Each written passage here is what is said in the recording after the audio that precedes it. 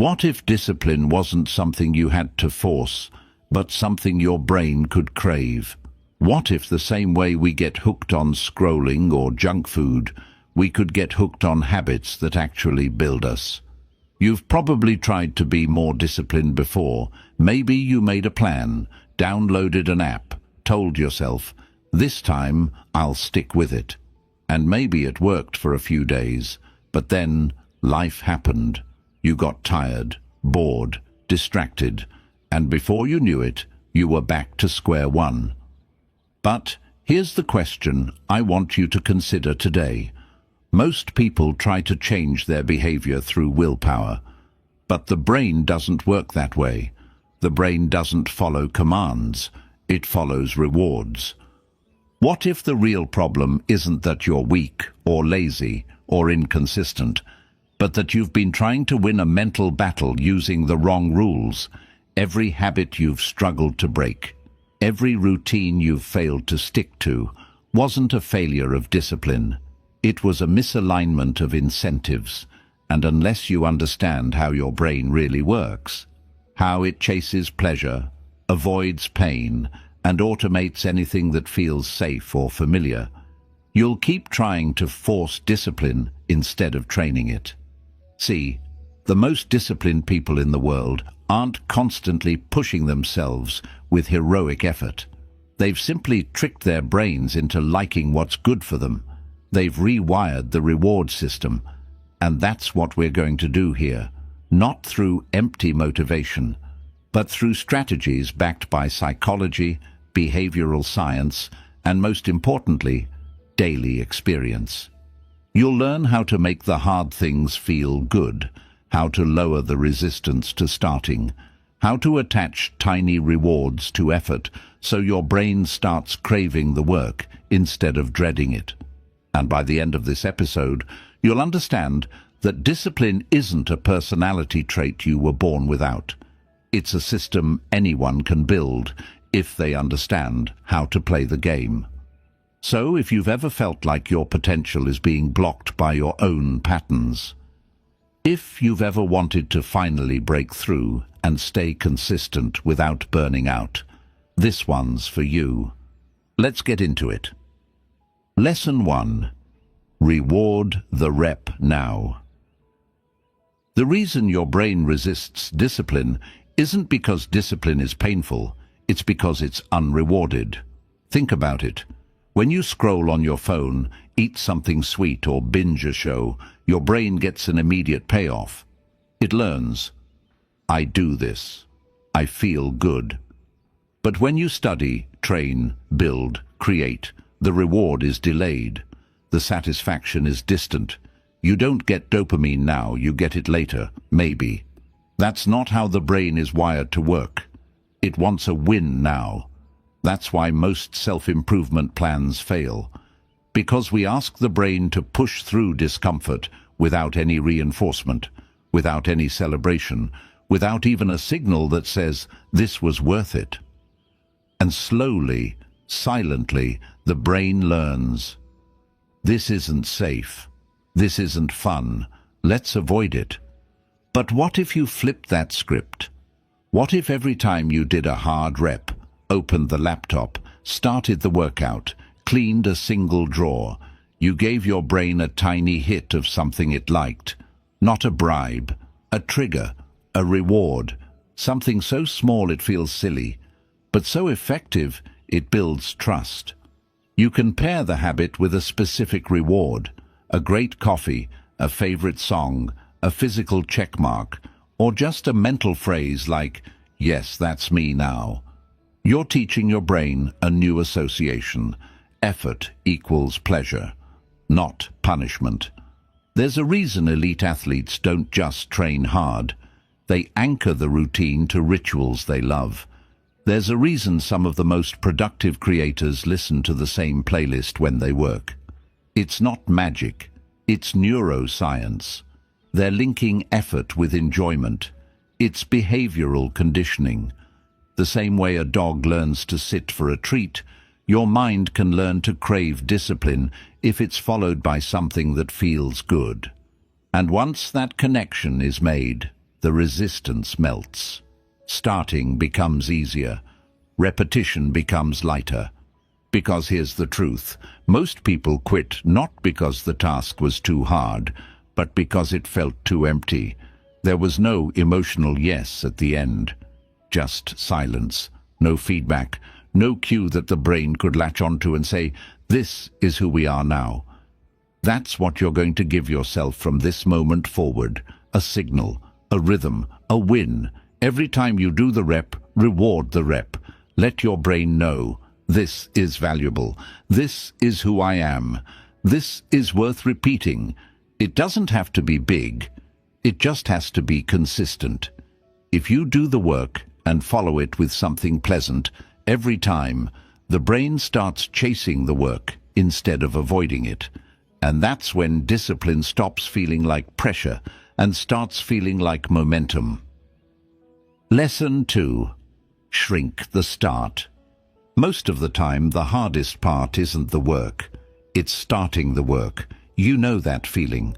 You look at the task, the workout, the blank page, the to-do list, and your brain immediately throws up a wall. It says, "Not now."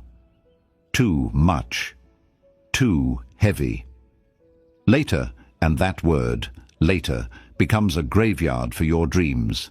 Because every time you delay, you train your nervous system to associate beginnings with overwhelm.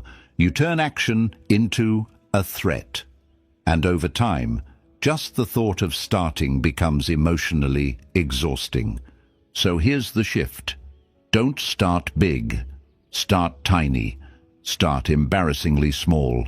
Open the document. Put your shoes by the door. Send the first message. Just 2 minutes. That's the rule. Because once you're in motion, something powerful happens. Resistance loses its grip. Momentum kicks in. The brain stops anticipating discomfort and starts adapting to action. This isn't about tricking yourself. It's about building psychological safety. The smaller the entry point, the lower the threat. And when there's no threat, the mind stops avoiding. Starting becomes neutral, and in many cases, enjoyable. That's the key. You're not trying to become a machine that crushes 8-hour work blocks. You're trying to become a person who begins easily and often, because those are the people who win. Let me give you a real example. Imagine someone who hasn't written anything in months. Every time they sit down, they freeze. The inner critic is loud. The blank page feels like a monster. So they try something different. No goal, no pressure. Just one sentence. That's it. They sit down, open the doc, and type a single line. And because it feels safe, they stay a little longer. The next day they do the same. 2 lines, then 3. By week 2, they're writing a full paragraph without even noticing. That's the power of shrinking the start. The brain relearns, this isn't dangerous. This is doable. This applies to everything. The gym, reading, studying, calling someone. You make the first step so small, it becomes undeniable. And once you move, you build momentum. And once you build momentum, motivation shows up. Not the other way around. Most people wait for motivation to start. But motivation follows motion, and motion follows safety. So from now on, whenever your brain says too much, your response is simple. What's the 2-minute version? What's the lightest lift I can make right now? Because once you start, you're no longer thinking about doing the thing. You're inside the thing. And that's where transformation lives. Not in giant leaps, but in small, repeatable initiations. This is how you rebuild trust with yourself. Not by making huge promises, but by making small starts and keeping them, day after day. Lesson 3. Bundle it with pleasure. There's a myth we've all absorbed, that discipline means suffering, that if it feels good, it's not real work. But that mindset is poison. It creates a split in your brain, one part that wants progress and another part that dreads it. And that tension becomes unbearable. You wake up each day knowing what you should do, but emotionally, your system rebels. It says, "This hurts. Let's run." That's not laziness. That's biology. Because your brain isn't wired to chase pain. It's wired to chase pleasure. And if the only pleasure it finds is outside your goals, in distractions, comfort or escape, guess what it'll keep choosing? But what if you stopped fighting that wiring and started using it? This is where the power of bundling comes in.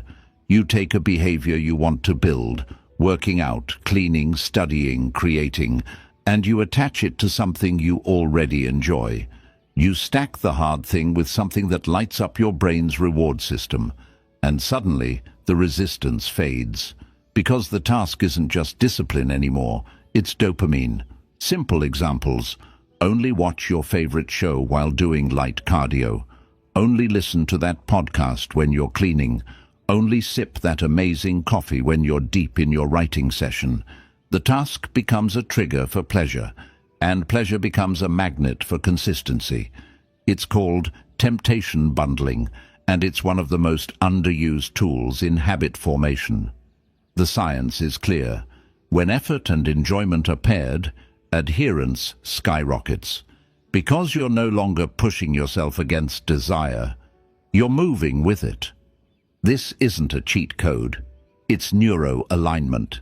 It's acknowledging that your brain is a survival machine, not a martyr. It needs cues, signals, incentives.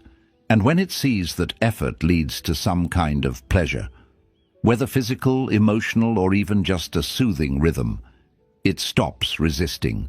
It starts craving. It begins to associate discipline with a kind of joy, a kind of flow. And here's the twist. Over time, the pleasure you bundled becomes less important because the work itself starts to feel good.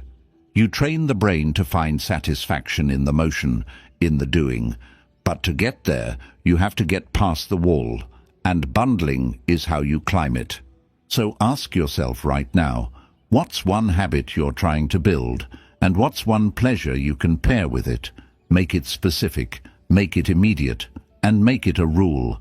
This joy only happens when I show up. That's how you train your system. Not with guilt, not with shame, but with smart, loving, strategic alignment. This is how you make discipline feel like something you get to do, not something you have to endure. Lesson 4. Rig the room. Discipline doesn't start in your mind. It starts in your environment.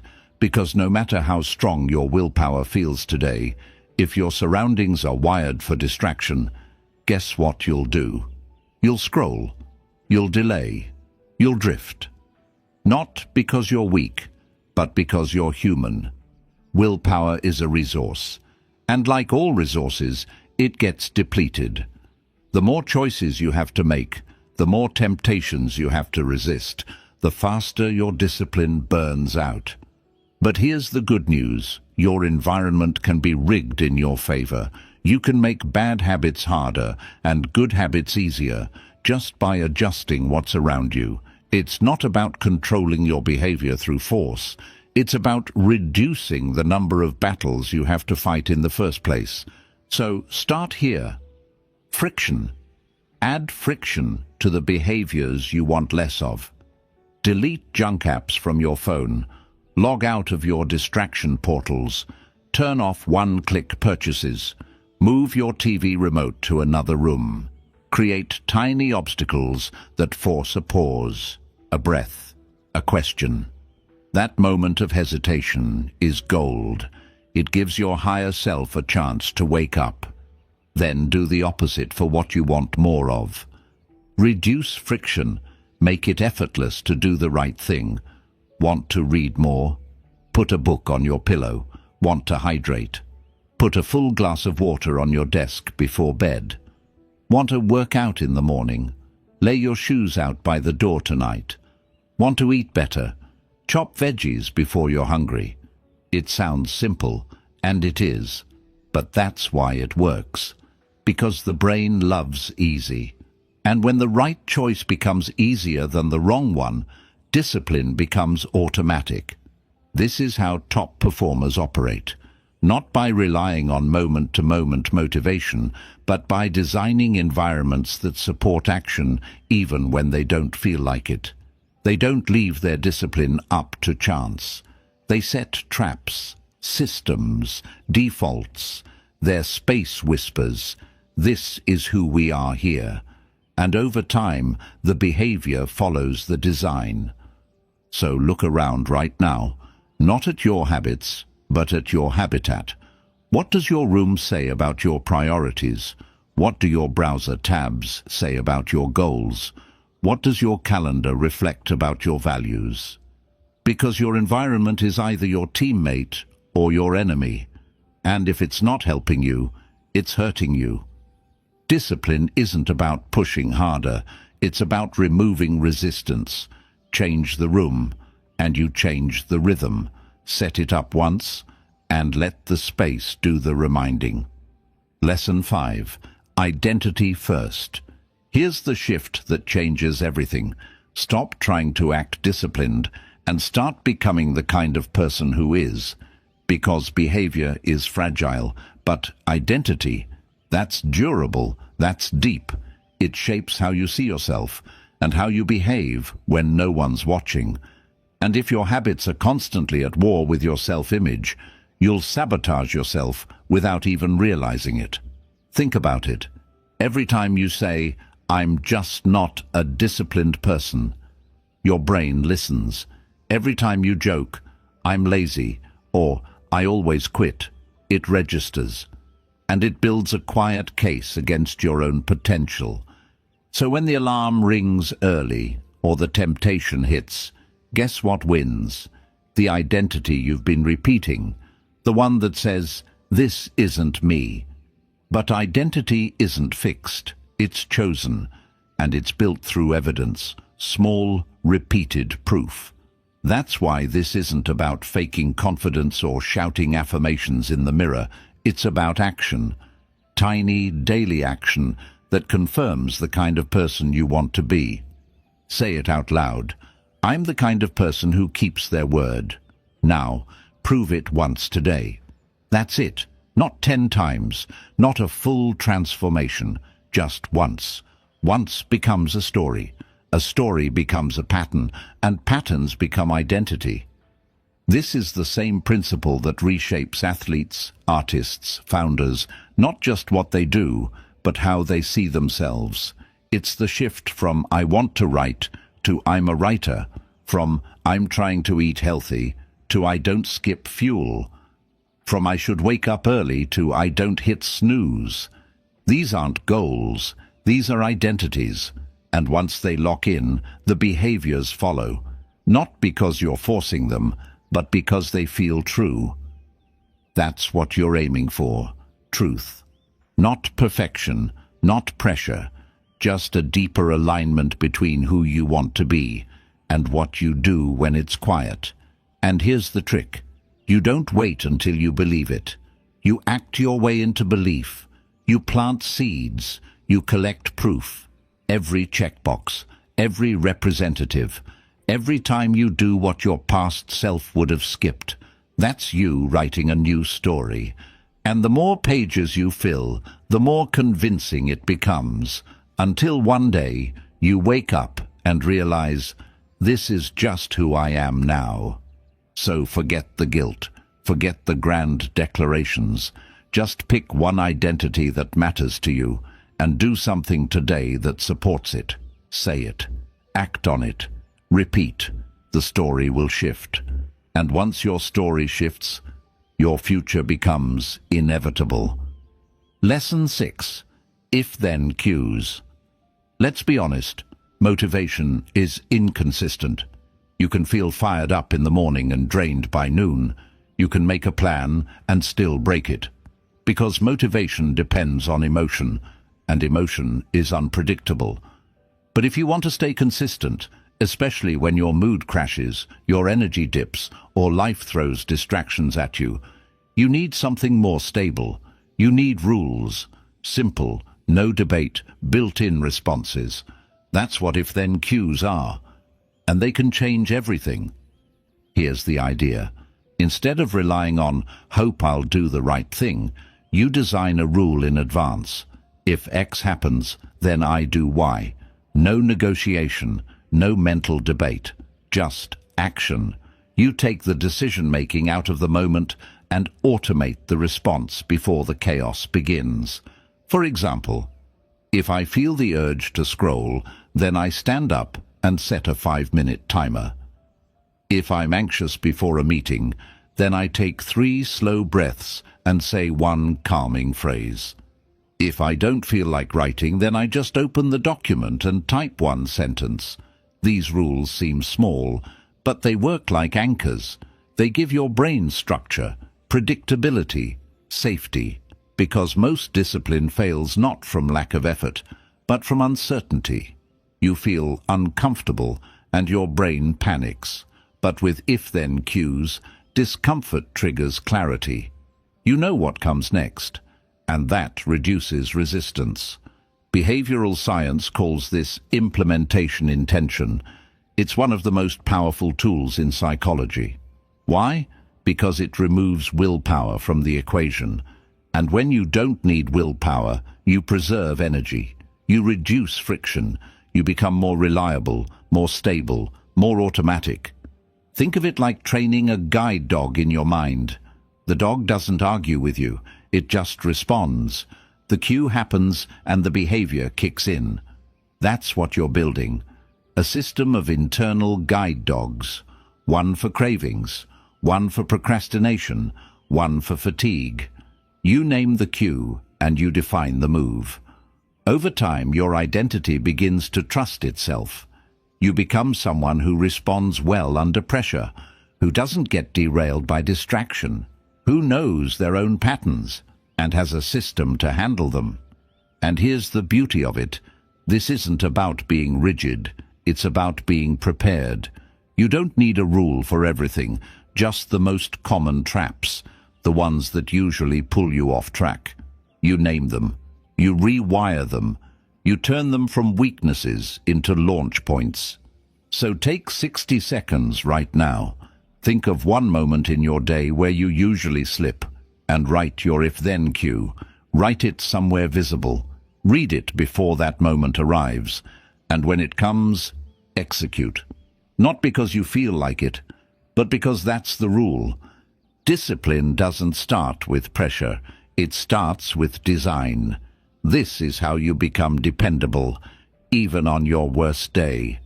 Lesson 7. Track tiny wins. Your brain doesn't believe what you plan. It believes what you prove. And every time you complete a task, no matter how small, you give your brain a data point that says, we're doing this, we're making progress, we're becoming someone new. But if you don't track those wins, if you don't see them, they vanish. You forget how far you've come, and the brain, left without proof, slips back into the old identity. I always quit. I never follow through. That's why visual tracking is one of the most underrated tools in building discipline. It creates a loop of feedback, a signal, a rhythm. When you check a box, mark a day, fill in a square, you're not just measuring progress, you're reinforcing belief. It's a message to the nervous system. This matters. This is real. This is who I am now. And here's the key. The win has to be small. Not because small is all you're capable of, but because small is what builds momentum. Big goals are overwhelming, but a single check mark, that's achievable, that's clear, that's repeatable. And when you see those wins stack up day after day, a quiet pride starts to grow. The kind of pride that doesn't need applause. The kind that says, I said I would, and I did. This is how disciplined people stay consistent, not because they're superhuman, but because they track their humanity, one action at a time. They don't wait for motivation to strike. They build streaks, and streaks become stories, and stories become identity. Want to read more? Track one page. Want to write daily? Track one sentence. Want to meditate? Track 2 minutes. You're not aiming for perfection, you're aiming for evidence. Something your brain can look at and say, we're becoming the kind of person who shows up. Some people use apps, others use journals. Some just put a sticky note on the wall. It doesn't matter what you use. What matters is that your effort becomes visible, because when progress is visible, it becomes magnetic. You want to keep the chain going. You want to feel that dopamine hit from doing what you said you would. And when you miss a day, you don't rip the whole page out. You don't burn the calendar. You breathe, and then you get back to the next box. That's the practice. You're not proving perfection, you're proving pattern. So here's the challenge. Pick one thing you want to be more consistent with and create a tiny win to track. 1 box per day, 1 dot, 1 line. And every time you see it, let it remind you. This is working. You're building something, you're becoming someone, and it's happening, not in the future, but now. Lesson 8. Pre-commit. You already know what throws you off. The late-night scrolling, the skipped workout, the project you avoid until it becomes a crisis. You've seen the pattern 100 times, and still, it keeps happening. Why? Because in the moment your brain doesn't care about your goals, it cares about comfort. It craves ease, and unless the decision has been made before the craving shows up, you'll break the promise to yourself. Not because you're weak, but because your system is built to avoid pain and preserve energy. That's why pre-commitment is essential. It's the art of locking in your decisions in advance, while your mind is clear, calm, and aligned with your long-term vision. You eliminate the negotiation window. You reduce the opportunity for sabotage. You build walls where there used to be escape routes. There are countless ways to do this. You can set timers on your devices, blocks that prevent you from accessing distraction when you're supposed to be focused. You can schedule a work sprint in your calendar and treat it like an unmissable meeting. You can make a public commitment to a friend. I'll send you my draft by 4 p.m. You can even put small stakes on the line, something minor, like sending them $5 if you don't follow through. Why? Because stakes activate seriousness. They make the decision real. Pre-commitment works because it leverages what behavioral scientists call present bias, the tendency to make short-term decisions at the expense of long-term goals. But when you pre-commit, you freeze the version of yourself that wants change, and let that version control the environment. It's like time traveling your best self into your worst moments and letting them take the wheel. This isn't about punishment. It's about architecture. You're building a system that supports you when your motivation dips, a scaffolding that keeps your behavior aligned with your values even when your emotions shift. Because they will. That's not failure. That's being human. Think of it like setting up bowling bumpers for your life. You know the lane you want to stay in. So instead of hoping you won't drift, you build guides, constraints, reminders, triggers. You don't wait to feel ready. You reduce the number of decisions you have to make when it matters most. So here's your move. Pick one behavior you've been inconsistent with and design a pre-commitment. Right now, not tomorrow, not next week, today. Maybe it's scheduling a 30-minute focus block with no notifications. Maybe it's telling someone your deadline. Maybe it's deleting an app until Friday. Whatever it is, lock it in. Make it easy to follow through and hard to back out. Discipline isn't about constantly pushing. It's about designing a life where showing up is the default, and pre-commitment makes that possible. Lesson 9. Protect energy. Discipline doesn't die in your schedule, it dies in your body. You don't skip the gym because you're lazy. You skip it because you're drained. You don't lose focus because you lack ambition. You lose it because your system is running on fumes. Fatigue turns giants into ghosts. And if you don't manage your energy, you won't have the fuel to do anything that matters. This is where most people get it wrong. They try to fix their habits without fixing their physiology. But your brain is not a floating mind. It's a physical organ. It runs on chemistry. And when your sleep is trash, your blood sugar is crashing and your stress is spiking. Your ability to stay focused, consistent and resilient collapses, no matter how much you want it. You've probably felt it yourself. On days when you're rested, fed and calm, discipline feels easy. You do the work without thinking. You feel proud, aligned, and on days when you're exhausted or foggy, even the smallest task feels like climbing a mountain. That's not mindset. That's biology. So if you want to become the kind of person who shows up daily, you don't just need better routines. You need to protect your energy source. You need to treat your body not like a slave to your ambition, but like the engine of it. That means sleep, real sleep.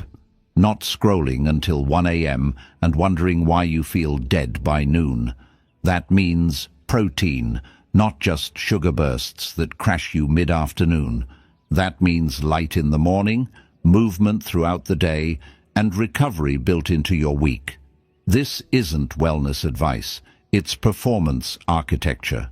Because here's the secret, the most disciplined people are the ones who need the least willpower. Why? Because they're operating from a full tank. They don't waste effort resisting cravings, because the cravings are low. They don't white-knuckle through exhaustion, because they're rested.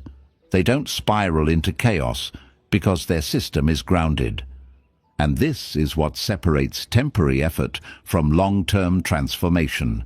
You don't just manage your time, you manage your capacity. You don't just push harder, you fuel smarter. And the moment you start honoring your body, your mind stops fighting you. It supports you. It partners with you. So if you've been falling off your habits lately, don't just ask, "What's wrong with me?"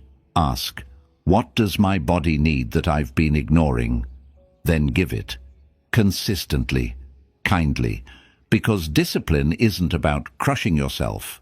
It's about caring for yourself in a way that makes consistency inevitable. You're not just building habits. You're becoming the kind of person whose energy protects their mission. Lesson 10. One thing at a time. Let's clear something up. Multitasking is a lie. It doesn't make you faster. It doesn't make you more productive. It fractures your attention, weakens your focus, and kills your results. Because your brain isn't designed to juggle everything at once. It's designed to lock in, to narrow, to immerse. And yet we live in a world that rewards the opposite. Fast switching, tab hopping, inbox pinging. You've probably had those days. 10 tabs open, 5 apps running, bouncing from one unfinished task to another, feeling busy but never done. You go to bed exhausted and still feel like you accomplished nothing. That's not discipline. That's noise. But here's the shift. Simplicity builds power. And the most powerful thing you can give your mind is a single target. One clear outcome. One defined next move. Because when you remove all the static, your brain stops defending itself. It stops bracing against overload. And suddenly, it can perform. This is the practice. Close the tabs, clear the desk, mute the notifications, and ask yourself, what's the one thing that matters right now? Not 10 things, not a loose to-do list, just one mission, One next action. Name it, then do it. Fully. This is called single tasking, and it's a superpower, because the deeper you go into one thing, the more efficient you become. You build momentum, you finish faster, and most importantly, you train your brain to trust itself again, to stay, to focus, to complete. Think of it like weightlifting. If you try to lift 5 bars at once, you'll drop all of them. But if you grip one and put your full effort into that lift, you get stronger, and the strength you gain there carries over into every other area. But here's the challenge. Your brain will resist. It's addicted to variety. It gets a dopamine hit every time you switch tasks. So the first time you shut everything down to focus, it'll rebel. You'll feel restless, bored, uncomfortable. That's normal. That's withdrawal. But stay in it. Ride the wave. Because once your system adapts, the piece that follows is addictive. You'll start craving the clarity of single focus. And that craving fuels consistency. So tomorrow, when you sit down to work, don't just write a list. Choose a target. Say it out loud. This is my one thing, and don't move until you've touched it, nudged it forward, or finished it. One task, one track, one powerful mind. This is how you rebuild discipline, not with intensity, but with intention. Lesson 11. Progressive overload. Discipline, like muscle, doesn't grow by doing the same thing over and over. It grows by doing slightly more than you did yesterday, then recovering, adapting, and doing it again. This principle, borrowed from strength training, is called progressive overload, and it doesn't just apply to lifting weights. It applies to your habits, your mindset, your confidence, your entire self-mastery journey. The mistake most people make is all or nothing. They go from zero to burnout in a week. They try to overhaul their entire life overnight. Wake up at 5 a.m., journal, meditate, work out, fast, read, build a business, all on day one. But the nervous system can't handle that. It freaks out. And when the crash comes, and it always comes, they think they've failed. But they didn't fail. The strategy did. Real discipline is incremental, not heroic. It doesn't scream. It stacks. And that stack is slow, deliberate, and powerful. You build the habit, then you nudge it. You write for 10 minutes a day, then 15. You walk a mile, then a mile and a half. You do one focused work session a day, then 2. That 5% increase is everything. It keeps your system engaged, challenged, and growing without triggering overwhelm. But progressive overload isn't just about more. It's also about knowing when to pull back. Just like in training, you don't go hard every single day. You deload, you rest, you give your system time to recover and integrate.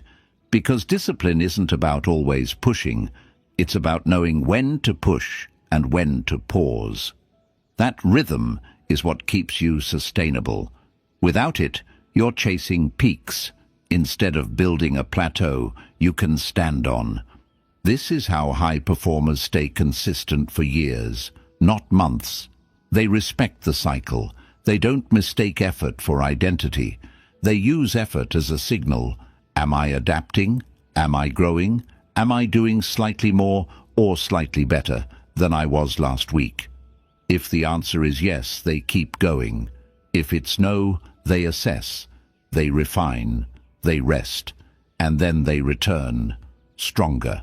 So here's your practice. Pick one area you're growing in and ask, what's the next 5%?